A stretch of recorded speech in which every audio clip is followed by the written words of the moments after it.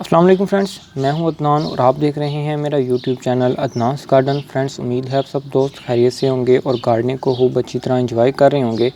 Friends, आज का जो मैं प्लांट आपके लिए लेकर आया हूं बहुत ही खूबसूरत फ्लावरिंग वाला प्लांट है जिसका नाम आइस प्लांट या फिर मैसेम्बरी प्लांट है। आइस प्लांट, इसके जो लीव्स हैं इनकी जो है वो लुक वाइज इन पर अगर देखा जाए तो ऐसा लगता है इन पे आइस जो है वो पड़ी हुई है। इस वजह से इनको आइस प्लांट और इनका साइंटिफिक नेम मैसेम्बरी प्लांट है। ये विंटर का बेस्ट फ्लावरिंग प्लांट है जो कि आपके फरवरी, मार्च और अप्रैल मंथ में काफ़ी अच्छी और काफ़ी हैवी फ्लावरिंग करता है आपके गार्डन में। आज की इस वीडियो में मैं आपके साथ केयर इसकी शेयर करूंगा और इसकी फर्टिलाइज़र आपके साथ शेयर करूंगा।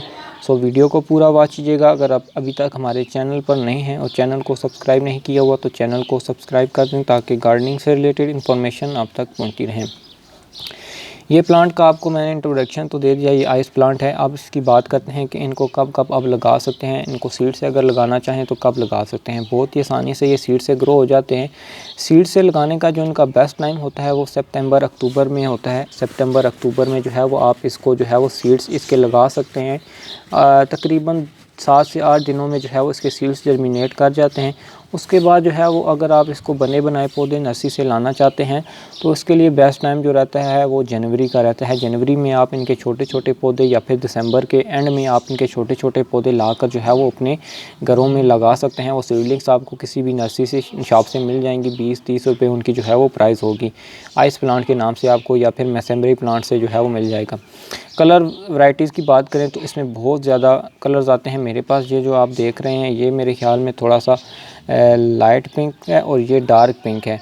लाइट पिंक तो नहीं, थोड़ा सा कलर है, अभी मिक्स है, मुझे समझ नहीं आ रहा। इसके दरमियान में जो है वो येलो शेड है, इसमें वाइट है। इस तरह में आपको फुल वाइट भी और बहुत सारे कलर्स आपको इसमें मिल जाएंगे। इसकी जो ख़ास बात है वो जो है बहुत ही कम जो है वो पानी इसको रिक्वायर रहता है क्योंकि इसके लीव्स में जो है वो वाटर स्टोर रहता है। ये एक सेकुलेंट वैरायटी से बिलोंग करता है ना, इसलिए इस वजह से जो है वो इसको पानी इतनी रिक्वायरमेंट नहीं रहती। ये फुल सनलाइट पर चलता है। और इनके फ्लावर्स की एक और ख़ास बात ये है कि जब सुबह सूरज निकलता है, सूरज निकलने के साथ साथ जो है वो इसके फ्लावर्स ब्लूम करते हैं और शाम इवनिंग के टाइम जब सूरज ढलना शुरू हो जाता है दैन इनके जो फ्लावर्स है वो बंद हो जाते हैं। इनके फ्लावर्स का जो ब्लूमिंग टाइम है वो तकरीबन 2 से 3 दिन एक फ्लावर जो है वो चल जाता है। केयर की बात करूं तो इनको वेल ड्रेन, अच्छी और मॉइस्ट सॉइल पसंद है और इसको जो पोट साइज़ चाहिए होता है वो मिनिमम जो है वो 8 इंचज़ का पोट हो। अगर ऐसे इस तरह का जो है वो ब्रॉड पोट हो तो उसमें ये बहुत ही अच्छी तरह ग्रो करता है। अगर आप छोटे पोट में ग्रो कर रहे हैं जिसका डायामीटर जो है वो कम है उसमें भी ये ग्रो करेगा लेकिन उसमें फ्लावर्स इतनी अच्छी तरह खिल नहीं पाएंगे। ये आप देख सकते हैं इसकी जो पोट मैंने जिसमें लगाया है इसकी डेप्थ इतनी नहीं है लेकिन डायामीटर जो इसकी चौड़ाई है वो काफ़ी ज़्यादा है। इसमें ये काफ़ी अच्छी तरह फैलता है। और दूसरा इम्पोर्टेंट स्टेप ये है कि आपने इसकी पिंचिंग लाजमी करनी है। पिंचिंग से क्या मुराद होता है, यहाँ पर अगर आप मेरे को दिखा सकूँ, यहाँ पर इस पर फर्स्ट फ्लावर आ रहा था, अभी साइडों पर ब्रांचेस नहीं थी, उसको मैंने काट दिया था, पिंच कर दिया था, इसको रिमूव कर दिया था, टिप को मैंने इसको रिमूव कर दिया था। इससे ये होता है कि जब छोटा प्लांट होता है वो अपनी सारी एनर्जी फर्स्ट फ्लावर को ब्लूम करने में लगा देता है। इसी तरह इस मैंने प्लांट में भी किया था।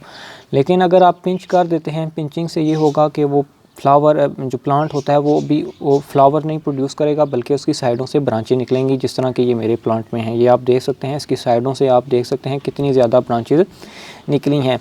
फिर ये होता है कि जब नए बड्स ज़्यादा इकट्ठे आना शुरू हो जाते हैं तो उससे यह है कि प्लांट को एनर्जी मिलती है और प्लांट ज़्यादा से ज़्यादा अपने फ्लावर्स को जो है प्रोड्यूस करता है। क्योंकि जब छोटा प्लांट होता है वो एक फूल ही खिलकर जो है वो आप उसको खुश होते रहेंगे, देखते रहेंगे, लेकिन वो ज़्यादा फूल तो ब्लूम करेगा लेकिन उसमें जो है वो टाइम लगेगा। अगर आप एक दफ़ा जो है प्लांट की ग्रोथ को अच्छी बूस्ट कर लेते हैं, प्लांट अच्छी अपनी अभी ग्रो फॉर्म में आ जाता है, सही ब्रांचेस आ जाती हैं, तो देन आप जो है उससे ज़्यादा से ज़्यादा फ्लावरिंग ले सकते हैं। तो ये आगे अभी नेक्स्ट बात करते हैं। पानी आपने इसको जो है वो दिन में एक दफ़ा अगर सुबह देते हैं तो नेक्स्ट सुबह आपने देना है जब सॉइल इसकी ड्राई फील हो, ज़्यादा ओवर वाटरिंग इसमें नहीं करनी। तीसरी इसकी जो है वो केयर, फर्टिलाइज़र केयर के बारे में बता दूं, इतना ही ख़ास कोई डिमांडिंग जो है वो फर्टिलाइज़र नहीं रहता। जस्ट अगर आप इसकी सॉइल तैयार करते हैं तो उसमें आप 3 हिस्से जो है वो नॉर्मल गार्डन सॉइल और एक हिस्सा फर्टिलाइज़र जिसमें आप कंपोस्ट यूज़ भी कर सकते हैं काउ डंग कंपोस्ट की सूरत में, और दूसरा आपके पास वर्मी कंपोस्ट का ऑप्शन भी रहता है जिससे यह है कि आपको इसको फर्टिलाइज़र मज़ीद, अगर इसके अलावा भी मैंने जो इसमें फ़र्टिलाइज़र अप्लाई की थी तो वो जो है वो NPK 2020 लिक्विड फॉर्म में जो है वो 1 टीस्पून जो है वो मैंने पानी में 1.5 लीटर वाटर की बोतल में जो है वो मिक्स करके दी थी।